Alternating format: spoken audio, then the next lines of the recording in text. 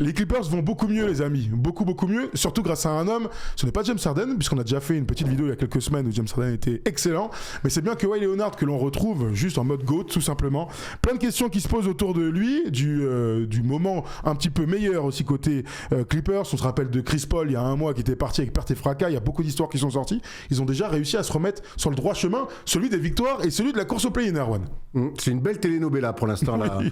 la saison des Clippers. On le rappelle, il y a un mois, tu l'as dit, avec le départ de Chris Paul, c'était le bordel total dans cette franchise-là. Une équipe construite de manière assez curieuse, ultra vieillissante, des stars hormis James Harden qui n'étaient pas vraiment au rendez-vous. La grève Bradley Beal, Kata, puis blessure et out pour la saison. Brook Lopez, on se demandait pourquoi il était venu là. Et puis Kawhi, toujours et Kawhi, cette question de se dire, mais en fait, qu'est-ce qu'il est devenu? Qui il est? Est-ce qu'il n'est pas fini? Bon, la réponse, c'est non. Il n'est pas fini. Loin de là, en tout cas, sur l'échantillon de 6-7 matchs qu'on vient de voir. Ils ont enchaîné 6 victoires d'affilée. Ils sont allés se faire attraper de manière assez violente du côté de Boston, mais c'est pas Non. À domicile contre Boston.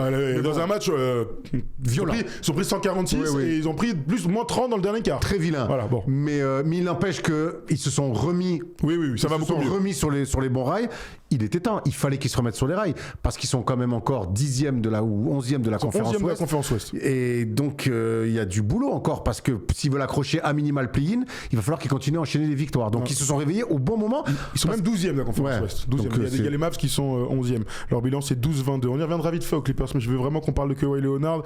Erwan parlait de cet enchaînement de matchs de très haut niveau. Je vais quand même vous donner ses meilleurs stats, ses meilleurs matchs sur cette petite période de Noël parce qu'il est juste en mode GOAT, hein, comme il a été capable de le faire à de nombreuses reprises.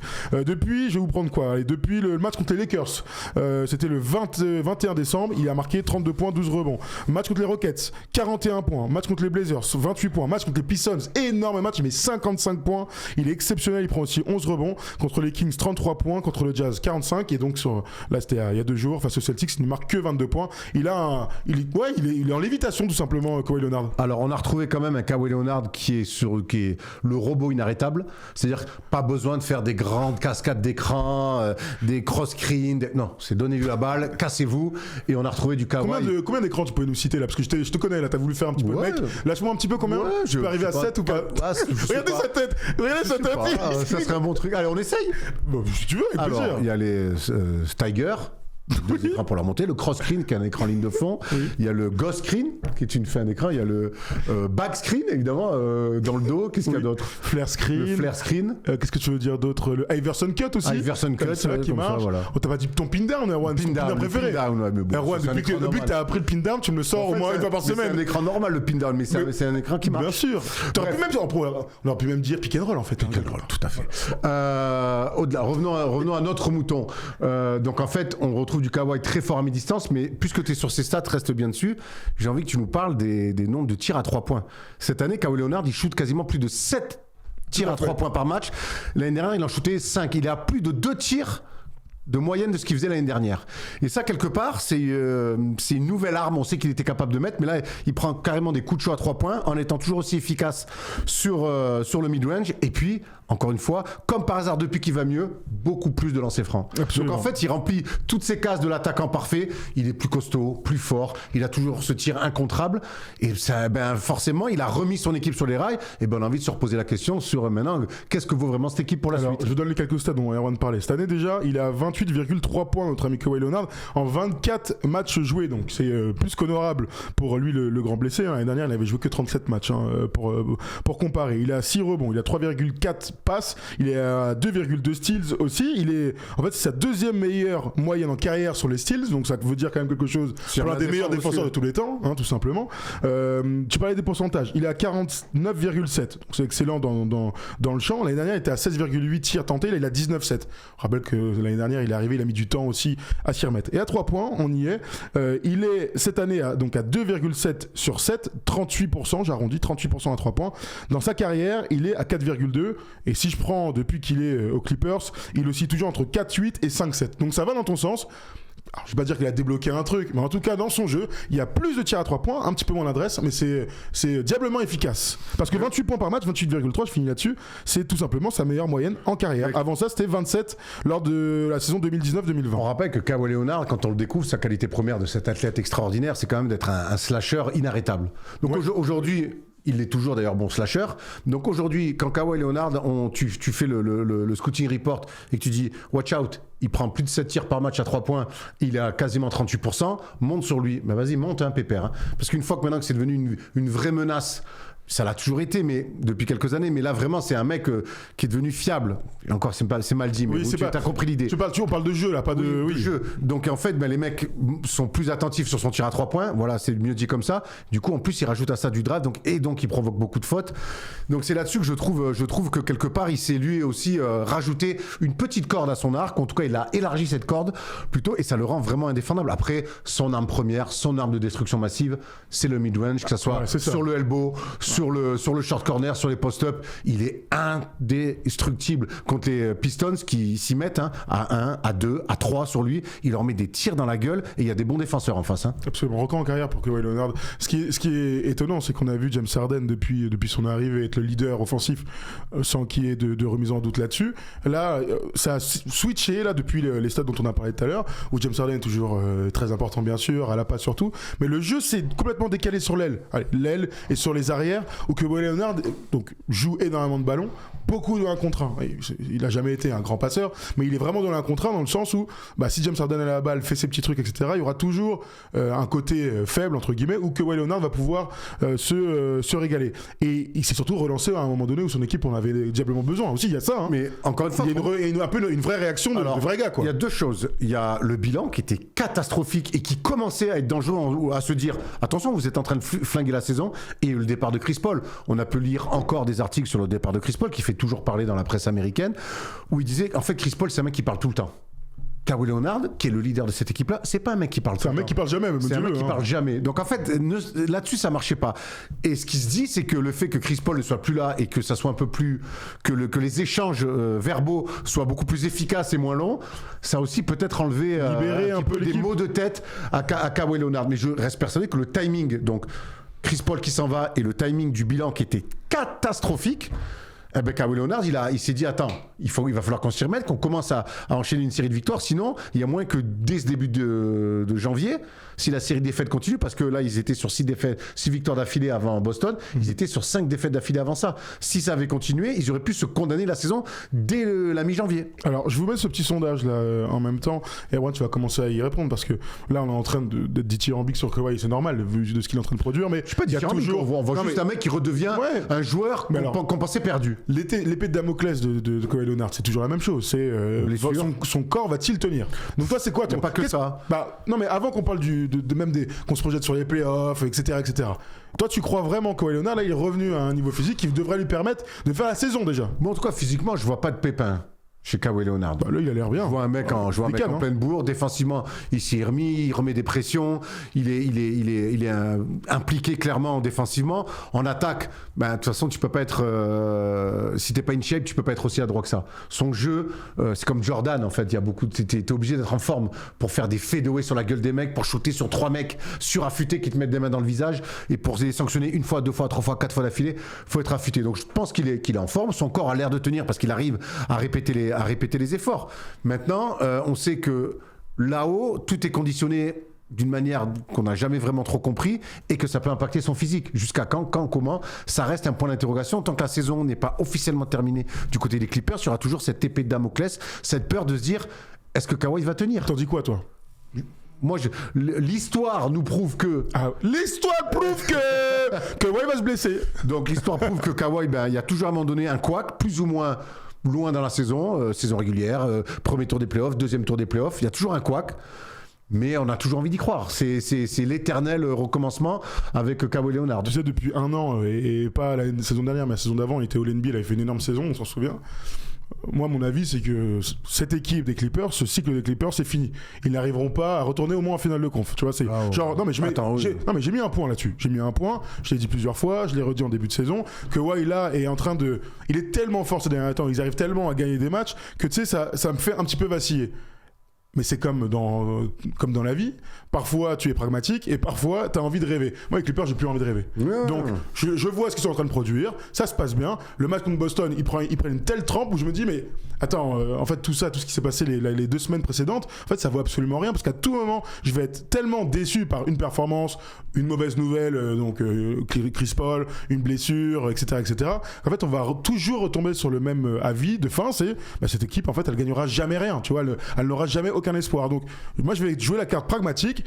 Et est-ce qu'on y croit que Kawhi, très bon, et les Clippers peuvent espérer quelque chose comme l'espoir de fin d'année dernière, juste avant les playoffs? Moi, j'ai envie de dire que non, je n'y crois absolument pas. Et même s'il est bon pendant un mois, je suis persuadé qu'à 31 jours, 32 jours, il va se blesser. Tu vois, il va se passer un truc. Après, lui est très bon ces derniers temps, mais il n'y a pas que lui. Il y a beaucoup d'autres joueurs aussi qui ont step up. Nico Batum nous disait souvent qu'il manque Derrick White, Derrick Jones Jr. Honnêtement, on lui dit, gros, si vous avez besoin de Derrick Jones Jr. pour à ce point-là, en tout cas, en tout cas, c'est un bon joueur. En tout cas, il est revenu et ça a correspondu à une bonne série pour les Clippers. Il s'est reblessé là. Il s'est reblessé, Derrick Jones Jr. Il est trop maigre. Mais Nico Batum est plutôt bon. Ouais. Il y en a un qui met enfin le nez à la fenêtre, même s'il est catastrophique contre Boston. C'est le grand Brook Lopez qui était quand même venu se faire jaunir ou peindre en tout cas la rondelle du côté de Boston. Incroyable, hein. Je suis d'accord. Le début de saison de Brook Lopez, mon gars. Il fallait qu'il s'adapte. Autant au climat californien. Il passait la moitié de son temps à point soleil. Hein. Écoute, ça peut arriver. On rappelle qu'il est très vieux aussi. Hein. Ils sont vieux, les mecs. Hein. Je sais pas ce qu'on a. Mais là, tu vois, qu'est-ce qu'on a entendu aussi. Défensivement, tu vois, il s'y est mis. Ça change beaucoup de choses. Sur les 10 derniers matchs, les Clippers, c'est la 5e meilleure défense NBA. Ouais, ce n'est pas. Donc. Heureusement qu'il y a eu le match contre les Celtics, hein, parce que sinon il pourrait être première défense. Tu prends 146 à domicile. Il y a eu, je pense, plus que Kawhi qui est bon. Je vois aussi d'autres joueurs qui. Harden reste sur son niveau. Nico Batum est bon. Nico Batum est très bon aussi dans son registre. Je trouve que tout le monde a step up et que la défense aussi, la stat défensive d'être la 5e meilleure défense sur les 10 derniers matchs, ça montre un état d'esprit général. Il y a un déclic. Alors avec les Clippers, encore une fois, c'est quoi le déclic? Oui, je parle pas de finale de conf, certainement pas. Ils sont 12e, on m'y reprendra pas. Maintenant, c'est passé d'une équipe avant qu'on parte en vacances à se dire, il y aura pas de post-season, à se dire. Peut y avoir une post-season. Il y aura sûrement un play-in. Ça va être serré, mais il y aura un play-in. Mais écoute, je te propose d'accueillir notre premier auditeur de l'année, tout simplement. On est en 2026. Et c'est Nico qui nous a appelé. Est-ce que c'est Nicolas? Nico qui? Salut Nico, ça va? Salut les gars. Tu vas bien? Tranquille et vous? Qui es-tu, Nico? Bonne année. Qui es-tu? Bonne année, Nico. Mais qui es-tu? Un jeune fan de Marseille comme Erwan. Voilà, fan de l'OM, on dit frérot par contre. Ou alors fan de Marseille pour la avec le match qu'on a fait contre Nantes, je préfère pas parler de foot. Ouais. Pas faux. Pas de quoi tu parles, enchaîne. Voilà, exactement. Bon, tu nous as entendu un petit peu parler de tout ça avant qu'on aille sur le Twitter. Bien sûr. Parle-nous de Kawhi en ce moment. Est-ce que toi tu y crois? Est-ce qu'il te rassure? Moi personnellement, j'y crois plus parce que j'ai regardé les matchs. Pour moi, ils jouent des petites équipes, avec tout le respect pour Sacramento, Portland. Et Détroit. Le Jazz. Le Détroit, par contre, mais pour moi, Détroit, en fait, c'est l'épiphénomène de que ça a été une star. Donc il est capable de le faire. Ça, pour moi, il n'y a aucun problème là-dessus. Ça a été une star. Pour moi, c'est moins une star qu'avant. Il est capable de faire ce genre d'exploit. Mais je suis assez d'accord avec Thomas. Pour moi, à un moment, le corps va relâcher. Ça va se péter. Et on va revoir les mêmes problèmes que les Clippers. C'est mal construit. C'est peut-être mal coaché. Pour moi, c'est la boucle, elle est bouclée pour les Clippers, c'est terminé. Et Kawhi, je pense qu'il arrivera à faire des perfs, mais j'y crois plus pour les mener, même jusqu'en play-in. Pour être franc, je pense que le corps... tu penses que d'ici mars, on va dire, ce sont très large, voilà. Il va se passer encore un truc et que, en fait, un peu à l'image de... Attends, l'année dernière, un peu à l'image dans les Mavs, ils sont allés en play-in. Non, de Dallas il y a 2 ans peut-être. Où on a cru, oui, c'est Dallas il y a 2 ans. Où on croit qu'ils vont faire un push, tu sais, il lâche complet. Et puis finalement, rien du tout. C'est ça. Moi, Nico, j'ai toujours un souci avec ce fait de dire, ouais, ils jouent des petites équipes. Il y a 3 ans, Dallas, il y a 2 ans, ils sont en finale. Ils jouent des petites équipes. Au bout d'un moment, la NBA, tu joues pas tous les week-ends ou tous les soirs contre les Bulls de 96. Moi, ce que je vois aussi chez Kawhi, il faut le noter, c'est qu'il est capable d'enchaîner les matchs et les performances. Au bout d'un moment, que ça soit le Jazz, que ça soit les Celtics, que ça soit les Pistons, les Kings, si on veut, mais enchaîner comme ça, on l'avait pas vu depuis très longtemps, Kawhi enchaîner des matchs comme ça. Et mine de rien, quand il est pas là, dire oh ça va mieux, Kawhi il est à 22 points par match, il arrive à être un peu régulier. Il enchaîne des performances de très très très haut niveau. Donc en fait, on reviendra de toute façon, on pourra toujours mettre en exergue le fait que oui, cette équipe-là, elle défend pas ça. Évidemment, quand tu mets 38, 41, 45, 55, bon, c'est un vrai signal que t'offres. Donc moi là-dessus, je te rejoins pas complètement. Je suis complètement d'accord avec toi. T'as raison sur le fait que ce soit une star, qu'il soit capable de mettre 38. En fait, je pense qu'il est en forme, il sera capable de mettre 38 tous les soirs. Mais en fait, moi, j'y ai tellement cru à un moment. Je suis pas fan forcément des Clippers, mais je suis tellement d'accord avec Thomas, c'est qu'en fait j'ai perdu la flamme, on va dire, de croire que ça peut tenir. Quand tu t'es fait tromper 4 fois, c'est dur de dire ouais, tromper une fois par 1000 personnes. Et le fait que sur les 10 derniers matchs, ça soit redevenu une très forte défense qui est 5e de NBA. Est-ce que ça te donne pas un peu plus de certitude? C'est vrai que ça m'a, en regardant les matchs, je m'attendais pas que les Clippers soient capables de défendre aussi fort. Je suis entièrement d'accord avec vous sur Brook Lopez. Moi, je pensais que ça allait pouvoir aider les Clippers à stabiliser un peu, à faire souffler Zubac, qui est pour moi très très fort, encore la saison dernière, qui m'a choqué cette saison. Mais Brook Lopez avait oublié de jouer au basket, je pense. Je veux dire, pas. Ouais, mais après, tu vois, par contre, tu parles d'un mec qui est le grand perdant pour moi de cette saison. Zubac, hein. C'est Zubac. Ils ont même été meilleurs quand il était pas là. Hein. La saison qu'il fait l'année dernière, elle est magnifique. Pour moi, il est à 2 doigts d'être meilleur défenseur de l'année. Il aurait pu être All-Star. On peut penser à lui pour l'All-Star Game. Cette année, Zubac est redevenu un no-name. Et c'est assez dur. C'est vraiment, je trouve ça. Quand même à 15 points et 11 rebonds quand même, Zubac. Mais par contre, ce qui est un peu cata, c'est vraiment les 5 matchs dont on va parler.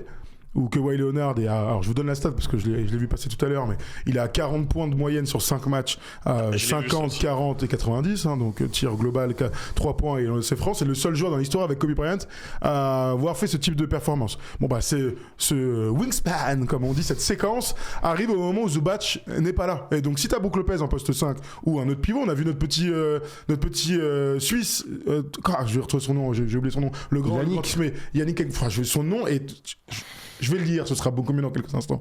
Mais il y a donc ce petit gars-là et il y a Brook Lopez, il n'y a pas Zubac, et c'est un moment où Kawhi Leonard est magnifique.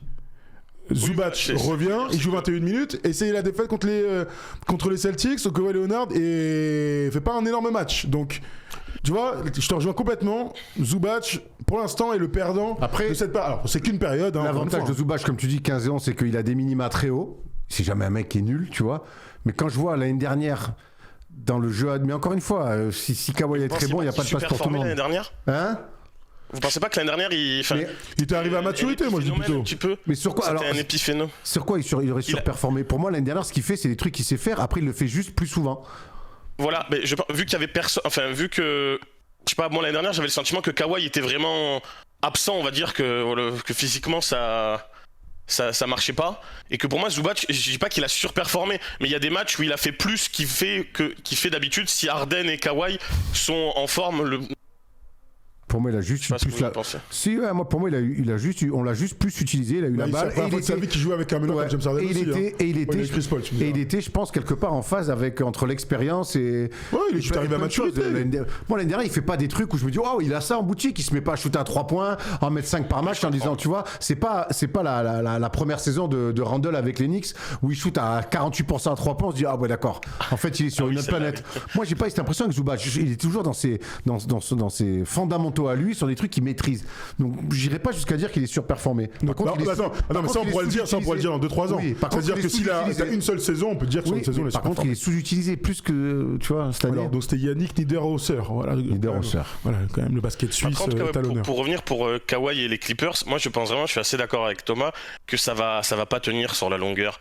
On a compris, Nico, que tu étais d'accord avec Thomas. Il est très non mais Nico est très pessimiste ou très clairvoyant. En fait, c'est l'avenir qui nous dira. En fait, c'est même pas c'est que j'aime bien cette équipe en soi. Enfin, c'est comme Erwan, tu l'avais dit il y a un an ou deux, à chaque fois tu les voyais haut. Et moi j'étais assez d'accord avec vous parce que je vous suis depuis un moment et je voyais une équipe costaud, tout ça. Enfin, je voyais plein de choses qui pouvaient faire que ça marchait et au final à chaque fois ça craque. Ouais. J'ai l'impression que même mentalement ça peut pas gagner en fait. Ça c'est l'histoire de cette franchise. Voilà. Et bouh les losers, bouh. Et honnêtement, on pensait que ça allait être dur de faire pire que Lob City. Bah, Kawhi Leonard est en train de réussir. est en train de Il y a réussir à une le finale de faire. conf. Il y a une finale de conf. Qui joue pas. Il y a une finale. Non, mais en tout cas, dans le cycle de Kawhi et PG, Qui joue pas. il y a une finale de conf. Ce sera toujours mieux que Club City. Petite question, est-ce que vous pensez que c'est le front office, après, voilà, ça c'est toujours particulier, mais quand ils voient que Zubac, quand Kawhi est très fort, comme vous dites, que vous avez complètement raison, c'est quand Zubac est pas là. Est-ce que vous pensez que, je vous pose la question, enfin ça, moi je me la suis posée avec des amis, est-ce que vous pensez que c'est possible qu'ils se disent que le fusible à faire sauter c'est Zubac? Parce que je vois qu'ils en parlent un peu partout, enfin je voyais des... à Boston, enfin j'ai vu des trucs à Boston, ça me paraissait fou. De l'eau. Mais Bah écoute, J'aimerais voir c'est votre une bonne avis. question. Le truc, c'est que avant de faire sauter Zubac, il y a beaucoup de choses, enfin beaucoup de fusibles. Tu vois, par exemple, là, ça fait, je sais pas, 20 minutes qu'on est en train de discuter, on n'a pas parlé de Tyronn Lue, qu'on avait tous mis un peu sur un siège éjectable il y a quelques temps. Il y a des mecs qui sont en fin de contrat, ils ont fait venir John Collins qui a un très beau contrat. Ça, c'est une belle monnaie d'échange pour une équipe qui a envie de faire un place. petit peu de masse salariale pour des futurs free agents. Donc avant de penser à Zubac, qui a une belle valeur marchande, ça j'en ai aucun doute, c'est surtout un mec plutôt fiable sur lequel tu peux te baser pour les années qui vont arriver. Il y a quand même des mecs qui ont plus de 35 ans à dégager avant. Des postes 5 à 15 et 11 qui ont les mains de Zubac, qui ont le QI de Zubac, qui font pas de bruit dans un contexte qui est un petit peu drama queen. Il a 28 ans, je rappelle aussi. Il a jeune. que 28 ans, ça vaut de l'or. Et souvenez-vous l'année dernière, alors même si ça n'a pas été ponctué d'une victoire au premier tour face à Denver, souvenez-vous le duel Jokic-Zubac. Regardez ce qu'avait je suis fait d'accord. défensivement Zubac sur Jokic. Donc au bout d'un moment, si Jokic tu le croises sur la post-season, ben t'as un mec qui l'année dernière, en tout cas défensivement, l'a contrarié, comme on a rarement vu des mecs contrarier, en tout cas des pivots surtout, comme on a rarement vu des mecs contrarier Jokic. Donc c'est pour ça, Zubac chez 15 et 11, c'est un des rares valeur sûre, quoi, c'est satisfactions, tout. l'année Ouais. dernière en playoff. Vas-y, donne Thomas, t'inquiète, c'est les directs, c'est la famille, on a soif. Alors il y a Lika Plao qui dit le mime de l'eau, wow, je vais pas jouer dans l'équipe de Erwan au Time's Up. Hein. Ça tombe bien, je ne veux pas dans mon équipe. D'ailleurs, il s'est passé un truc terrible. Erwan, j'ai joué au Time's Up. Je pense que c'est la dernière fois que je joue au Time's Up, il y a T'es nul. 2-3 jours avec. T'es pas un bon je suis- acteur. Non, je suis excellent en Time's Up, c'est pas la question. C'est juste qu'il s'est passé un événement, Erwan, avec des gens que tu connais, certains de mes amis. C'est-à-dire qu'on a fait 3 équipes. Faut jamais faire 3 équipes déjà. Et les équipes étaient, on va dire, au mieux déséquilibrées. Le problème, c'est que la tension était très élevée. Non, mais vraiment, comme on sait faire, tu vois ce que je veux dire. Genre, Délétère. ça parlait mal. Et il y avait des enfants. Ça Délétère. parlait mal. Délétère. Délétère. Au point que quelqu'un que tu connais, qui est né le même jour que moi, une certaine Lindsay, a pris un jouet d'enfant, a jeté un jouet dur sur le nouveau poêle où tu mets des gros bois pour chauffer des pièces, là, avec une vitre, un truc à 10 000 €. Elle a jeté dans la Elle a vitre, ça a cassé la explosé la vitre. Ah ouais, bonne ambiance. Bravo l'INSEE. Et on sait faire, les ambiances délétères. Tu sais qu'on sait faire. C'est moi qui les ai inventés. C'est moi qui les ai inventés. Et je suis son fidèle disciple. Je veux dire que c'était terrible. Voilà, Mais bon, donc plus jamais on joue au Time's Up ici. J'ai passé le flambeau À qui? des ambiances délétères. Ah, je sais pas à qui le. Ouais, t'as des revivals comme. T'es comme Kawhi. De temps en temps, tu reviens. Ouais, ouais. Back in the day. Là, tu reviens les jours de la semaine des ambiances délétères. Ah bon, putain, il est encore là, lui Nico, t'es content d'appeler pour te raconter des histoires comme ça? Mais il est là. C'est sympa. Après, je vous suis depuis tellement longtemps que franchement, Voilà. ça me régale. Est-ce que t'es bon au Time's Up, toi? Ah non, je déteste les jeux de société. Mes potes qui écouteront l'émission, ils le savent là, parce que mon pote, il le sait, à chaque fois, il me force à jouer à ça. À chaque fois, je passe mon tour. Alors, je vais te dire un truc. Ah, c'est pas une coloscopie, c'est un Time's Up. Alors, vous avez le choix entre un toucher rectal ou un Time's Up. Je prends un toucher rectal. Oh, bah alors, direction la Trop clinique. de conflits. Ça crée trop de conflits à chaque fois. Ah bah oui, mais c'est pour ça qu'il faut jouer avec des gens calmes, des gens sympas. Bah là, il y avait plein d'Algériens autour de la table, c'est ça le problème aussi. Ah oui, ils sont trop sanguins ces gens-là. Oui, parce qu'elle est algérienne, la dame dont je parlais, elle se reconnaîtra. Bref, quel jeu de société on pourra jouer Erwan ensemble? Ça fait longtemps qu'on n'a pas joué. Erwan, il aime pas trop jouer aux jeux de société. Non, t'aimes jouer à la belote, là, frère, à contrer ou je sais pas. C'est pas un jeu de société, ça. C'est un jeu de cartes, c'est pas un jeu de société, c'est différent. Ok, bon.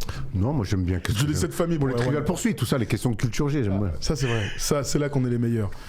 Là, c'est mieux. Je préfère ça, la Ah bah limite, tu vois, ça. on y arrive. Voilà. Bon alors, revenons à nos moutons, n'est-ce pas? Ceux des Clippers. Alors j'ai vu du coup la question à laquelle vous avez tous répondu avec un Kawhi en forme. Est-ce qu'on peut croire aux Clippers en playoff? Non à 53%. Ça m'amène à une question, c'est qu'ils jouent ce soir, nos amis des Clippers. On va regarder les coachs et les copains de Winamax, puisqu'il y a une victoire à aller chercher après celle des Celtics, enfin la défaite contre les Celtics à domicile plutôt, qui a fait bien mal à l'équipe de Steve Ballmer. Voici quelques matchs qu'on vous a sélectionnés ce soir sur Winamax. Donc il y a un Détroit New York. Eh oui, Erwan, les deux meilleures équipes de l'Est vont s'affronter. Houston, Phoenix. Je suis très inquiet. mais on en reparlera si tu veux un peu plus tard. Les Suns qui viennent de battre une nouvelle fois au OKC, et donc le Clippers Warriors. Les Warriors ont joué a priori parce que ils nous ont fait quand même ce qu'ils nous ont fait là au dernier match. On avait bien la haine. Il y a personne qui a joué. Mais regarde, 1,94 C'était Clippers. pas le dernier parce qu'après ils ont joué au complet contre Utah. Tout à fait, t'as raison. C'était il y a deux jours. Ah oui, Ça passe avec tellement vite. T'as Draymond raison. Green qui a été excellent. Ouais, Draymond Green qui est soit exclu, soit bref. Voilà pour le match des Clippers ce soir. Bon, comme toujours, si vous voulez jouer sur les paris sportifs, enfin aux paris sportifs, c'est avec tranquille, et surtout, c'est avec le code FT10 et c'est comme ça. Depuis plusieurs années, Winamax est partenaire de notre chaîne. Et avec eux, tu peux utiliser ton expertise pour gagner de l'oseille en pariant sur toutes les compétitions de basket. Sur les matchs, mais aussi, et ça on adore, parier sur les perfs des mecs. Tiens, je sens bien qu'un Serbe va faire un triple-double. Paris plutôt safe. Tu peux aussi miser sur qui sera le meilleur scoreur, le meilleur passeur, et même miser sur les duos. Bref, l'offre basket Winamax n'a jamais été aussi complète. En plus, ton premier pari peut être remboursé en cash à hauteur de 100 € maximum. Et vu qu'on est sympa, on t'offre même un petit bonus de 10 € lors de ton premier dépôt avec un code FT10. Plus d'infos en description. On rappelle quand même, le plus important, c'est strictement interdit aux moins de 18 ans. On est là surtout pour s'amuser. Donc les Warriors ce soir, puis ensuite ils joueront, ils feront un road trip dans la conférence Est, New York, Brooklyn, Détroit. Voilà les 4 prochains matchs de cette équipe des Clippers. Tu les vois remonter jusqu'où? Je vais te faire un petit point classement, Erwan. Donc je le disais tout à l'heure, ils sont 12e avec un bilan de 12-22, c'est le même bilan que le Jazz d'Utah. C'est les 12-22. C'est tellement laid, de ouf. Ils sont juste derrière donc Dallas qui est 11e à 13-23, puis ils sont donc, ces 3 équipes là, elles sont à 2 matchs et demi de la 10e place, c'est les Grizzlies à 15-20, c'est le même bilan d'ailleurs que Portland qui est à 16-20 à peu près. Qu'est-ce que tu imagines là? Il reste encore beaucoup de temps mine de rien cette saison, hein. Il reste une grosse moitié. Une très grosse moitié même. Moi je pense qu'ils ont plus de marge par contre. C'est-à-dire qu'ils peuvent plus se permettre de faire une nouvelle série de défaites. Portland qui est devant eux, ça prend des matchs. Memphis. Ça va plus du tout, ils sont à 4 de suite, 4 défaites de suite. Memphis, Bon, hier, c'est un miracle. Hein. Ouais. Pardon. Ça arrive. Memphis, Ils sont à 4 de suite. J'ai du mal à quoi de En défaite. Ouais, je sais. Memphis, j'ai vraiment du mal à comprendre où ils vont et ça va être au plus la saison va avancer pour moi et au plus ça va être dur pour eux. Je les trouve meilleurs que Dallas. Dallas, c'est un peu le bordel. On y a cru un peu sur un renouveau. Kyrie va revenir quand même du côté de Dallas. Qu'est-ce que ça pourra changer? On en fera une libre antenne certainement, mais. Oui, je pense qu'ils peuvent accrocher un play-in. Après, encore une fois, Kawhi va mieux, ils se sont mis à défendre. Nico nous a toujours dit de toute façon qu'il croyait en cette équipe-là et qu'il fallait un petit déclic. On a l'impression qu'il l'a eu. Maintenant, ils partent quand même avec un vrai retard sur les autres. S'ils accrochent un play-in, c'est déjà bien. Après, maintenant, quelle place au play-in, avec l'avantage du terrain ou pas, mais je les vois accrocher le play-in malgré tout. Ok. Au talent. Nico, toi, tout à l'heure, tu as commencé à en parler, mais tu imagines qu'il saute carrément avant le play-in? Ouais, moi je pense que ça va je pense pas que ça passe au play-in. Ouais. Je pense que ça va s'arrêter juste avant. Ça va tomber à une victoire ou deux, parce que la conférence, de toute façon, elle est tellement serrée. Mais pour moi, ça va tomber à une victoire ou deux du play-in. Parce que franchement, je vois Portland meilleur. Memphis, je suis mitigé. Je pense qu'il va. Je sais pas, en fait, je sais pas où ils vont, donc j'arrive pas à savoir. Memphis, la relation Isalo Jamorant, c'est tout embêté. C'est trop compliqué. Il joue pas, il a raison. Il joue pas. Ils font jouer son sosie là, il s'appelle Small, le mec. Small après. Le mec, c'est stuntman. Ils ont un stuntman. C'est le seul joueur NBA qui a un cascadeur. J'étais tellement bugué numéro 10. Je fais attends, il est là vraiment. Il a perdu des centimètres après quand même. Ouais, je te jure. Après même Jaren Jackson Jr. Sa saison elle est hardcore. Hein. Elle est compliquée. Après, encore une fois, alors je fais une petite parenthèse sur eux, c'est un peu du Thiago Masizalo, c'est que il y a des rookies qui arrivent, alors il est bon, hein, Cédric Howard, mais il prend des ballons, il joue, il fait des trucs, il met des points, Aldama, il balance à 30. Les mecs, t'as tes deux meilleurs joueurs, en fait, ils sont là, t'as l'impression qu'ils sont mis, que toutes les cartes sont distribuées pour savoir qui est le premier de la hiérarchie, qui est le deuxième, qui est le troisième. Ça doit être un petit peu déstabilisant, donc... Tant que Cam Spencer a 5 minutes. Ouais, voilà. C'est pas faux, je suis assez d'accord. C'est vrai que sur Memphis, t'as raison, Erwan, c'est vrai que c'est l'entraîneur, moi, quand je vois jouer Memphis, je me demande s'il sait qui est sa star, quoi, j'ai l'impression. Moi, je pense qu'il sait qui est la star, Thiago Masizalo de son équipe. Hein. C'est lui-même. C'est lui. Oui. Vous avez raison. Bah, alors, en tout cas, si je récapitule un petit peu sur la longueur. ce qu'on vient de dire, il y a quand même des équipes qui sont peut-être plus fortes. Donc évidemment, OKC, San Antonio, les Lakers, Denver, Houston, Minnesota, jusqu'à Phoenix, jusqu'aux Warriors 8e. Ils ont de l'avance, ils sont tous mieux armés, il faudrait une catastrophe. Les Warriors, je suis curieux de voir sur la durée. Ils ont quand même ils ont 6 matchs C'est d'avance. ce que je te dis. Ils partent de derrière, mais sur la durée, ils vont finir sur la jante, les autres. Hein. Il y a de grands risques. Bande d'arrêt d'urgence, warning et tout. Hein. Mais ce qui est sûr, c'est que les Clippers, Mavs, Grizz, Blazers, ça peut nous faire un chapeau pour aller chercher les dernières places qualificatives pour le play-in. Voilà, c'est comme ça qu'on voit les Vous choses. voyez Dallas, pardon, je t'ai coupé ton mec. Non, vas-y. Vous voyez Dallas moins fort que les Clippers? Moi, le truc, c'est que les Clippers, on se base sur quoi? On se base sur 2 mois et demi de basket ou sur les 3 dernières semaines? Les deux réponses me vont. Hein. Tu vois, non, mais c'est ça aussi. Ouais. C'est que si ça repart en couille prochainement, c'est pas simple. Hein. 50-50 quoi. Dallas, ouais, mais de toute façon, oui, il y a rien de manichéen là-dedans, mais Oui, Dallas, je suis, même si il s'est passé ce qui s'est passé, je n'arrive toujours pas à savoir quel est le projet, où ils vont. Est-ce que c'est bien, est-ce que c'est pas bien? Kyrie doit revenir. Il y a tellement d'interrogations. Surtout, Anthony Davis sera encore là a remis le à pied trade sur le terrain. deadline. Je trouve qu'il est plutôt bon. S'il est là dans un mois, on en discute. Est-ce qu'il va rester? Parce qu'il y a quand même beaucoup d'équipes qui montrent de l'intérêt, et je suis pas persuadé que Dallas soit. Nous, les Warriors, vous avez vu la grosse rumeur de Noël. Hein. Oui, j'ai vu Ils ça. veulent Kuminga. J'ai vu ça, De toute façon, ça me paraissait fou. Dallas, là. ils veulent ou Kuminga ou Zachary Zaché. Tout à fait. On va quand même souhaiter plutôt l'un que l'autre, si vous voyez ce que je veux dire. On en parlera jeudi de Zachary Zaché et ses soucis. Bref, on s'arrête là-dessus sur Dallas. C'est pas du tout le moment de parler de Dallas. On en parlera un peu plus tard. On va parler de Cooper Flag dans quelques instants. Donc restez bien avec nous pour cette libre antenne. On en parlera. Merci à Nico de nous avoir appelés. Merci Nico. Merci beaucoup à vous en tout cas. Tu nous appelles d'où, Nico? Pardon? Tu nous appelles d'où? Montpellier. Montpellier. La Saint-Gad de Montpellier. Ah ouais. T'as pas été trop perturbé par le Lez qui a décidé de sortir de son lit? Ah si, c'était un peu le bordel, mais bon, c'est une ville qui gère pas la pluie visiblement, parce que tout était fermé. Après, ça arrive jamais, qu'une fois par an, donc il serait temps peut-être de faire quelque chose. De toute façon, dans le sud, dès qu'il neige, dès qu'il pleut fort, il se passe parce que à Paris, c'est pas pareil quand il neige. Ouais, c'est pas faux. La France, en fait. Ouais, en fait, c'est plutôt dans le sud de la France, c'est toute la France. Merci Nico. Merci Nico. Merci à vous les gars. Salut. Tom il a dit à Montpellier, il n'y a que le club qui monte pas. Oh, le chien de la casse. Et d'ailleurs, pas Nico, désolé, il est parti, mais Nico il est en train de se faire réchauffer un truc au micro-ondes. Et il est là, on est en direct, mon frérot. Bon, si tu nous écoutes, on t'embrasse. C'était ça le ping? Oui, je crois que c'était ça le ping. Ou alors il est au casino, le mec. C'est pas Chris Roche qui appelle, parce que. Ouais, exactement, on embrasse bien sûr Chris, bonne année, mon grand. Qu'est-ce que je veux dire? Je te laisse le mot de la fin sur Tyronn Lue, on n'en a pas du tout parlé. Tu peux me dire un mot là-dessus et ensuite on enchaîne. Moi, Tyronn Lue, j'ai toujours l'impression malgré tout qu'il est en fin de cycle en termes d'idées. De toute façon, je sais même pas si lui en termes d'idées, mais quand ça fait trop longtemps que t'es en poste, comme ça, aussi longtemps, pas trop longtemps je veux dire, quand ça fait aussi longtemps que tu es en poste, il y a une usure naturelle. Les seuls coachs qui restent aussi longtemps en poste, c'est des coachs qui gagnent, avec à minima une finale NBA. Et c'était un peu un autre temps. Évidemment Greg Popovich, évidemment Jerry Sloan avec le Jazz, on se souvient, mais c'est une autre époque, et il fait quand même 2 finales d'affilée. Bon, là, il a des MVP. C'est Spoelstra qu'il faut citer. Voilà, c'est Eric Spoelstra. Eric Spoelstra, il fait des finales NBA, il gagne des titres. Quand ça fait aussi longtemps que tu es en poste et que tu fais une finale de conf et qu'il y a des résultats aussi frustrants, je pense qu'il y a une usure naturelle chez le coach et chez la franchise. Et j'imagine que, à moins d'un miracle, Tyronn Lue cet été, il y aura du mouvement pour lui et les Clippers. On est plutôt d'accord là-dessus. Je regardais juste les coachs qui sont là depuis plus longtemps. Donc Eric Spoelstra est là depuis 2008, 2014 pour Steve Kerr. 5 finales, 6 finales, 7 finales. 2 finales perdues. 4 et 2, oui c'est ça, 6 finales et 2 titres. Les Warriors donc avec Steve Kerr depuis 2014. Bill Donovan déjà 2020, eh oui, incroyable, c'est dingue. Et donc Tyronn Lue, Mark Daigneault, Chris Finch pour les mecs qui sont arrivés en 2020-2021, Rick Carlisle, Jason Kidd. Joel Mosley là depuis 2021 aussi. Enfin, ça passe vite comme ça.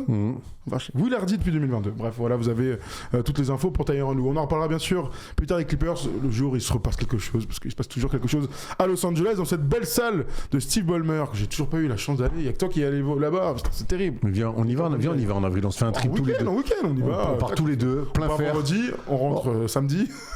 D'après, par contre. C'est clair. Voilà, si vous nous avez écouté et religieusement sur cette vidéo sur nos amis des Clippers, un petit commentaire, un like bien sûr, et puis surtout... Un ticket restaurant. Et un ticket restaurant si vous voulez. Bonne année encore. Un sourire. Arrête, c'est horrible.